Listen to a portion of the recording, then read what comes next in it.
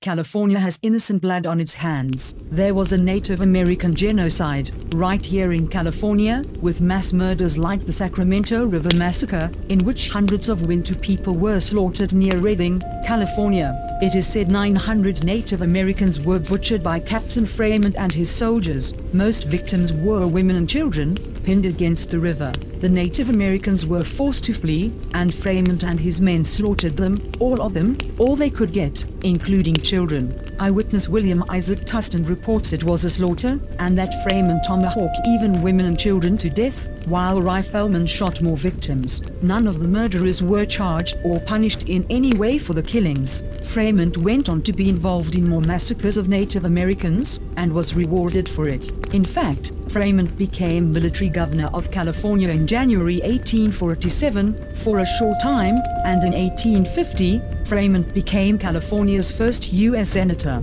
In 1851, another California governor, Peter Burnett, considered the first real California governor, told the legislature to expect war until the Indian race becomes extinct. Burnett was a terrible racist, passing horrifying laws against Native Americans and African Americans, yet he was governor of California.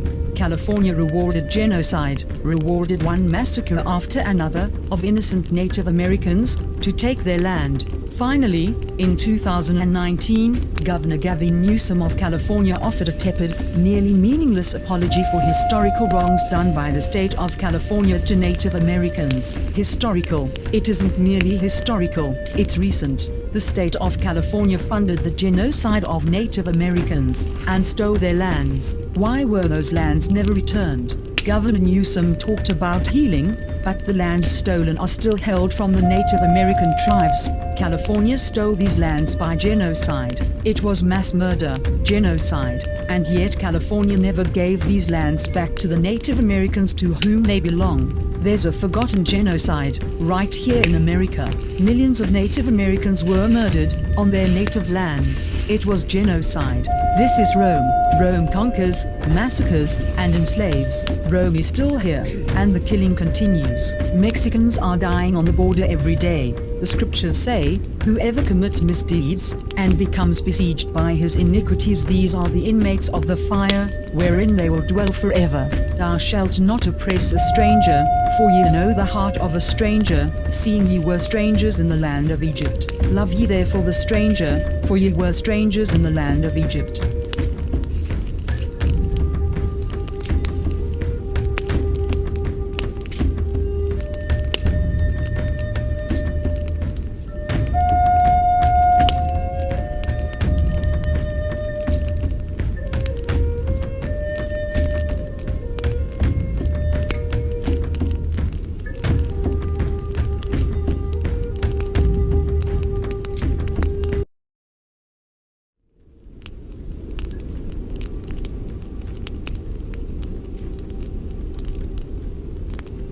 This is April Schulthies, using the computer to generate this message. Why am I generating this message? There is a hidden euthanasia, a silent genocide, just to amuse or please immoral people. This is April Schulthies, and they tried to put me down. I'm a virgin. It's not really on purpose. I'm just not married, so they tried to put me down. You could be put down, too, and you may never even see it coming.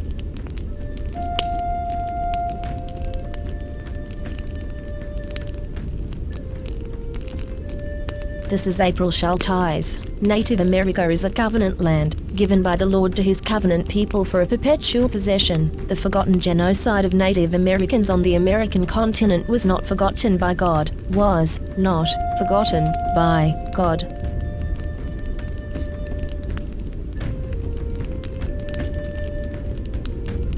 This is April Schulthies. This is Rome. You could be in the Roman arena and not even know it, the victim of a secret reality show. What happens if you, as a Christian, love God and try to live the golden rule instead of participating in the violence of Rome? They will kill you. In societies that consider themselves Christian, you are surrounded by Rome. Christianity makes you worship a trinity. That's three, not one. In fact, a triumvirate, a Roman triumvirate. Rome crucified Christ. It didn't convert to Christianity. Rome conquers. It does not convert. Rome is into violence and genocide. You will die, easy kill, and Rome will be highly entertained.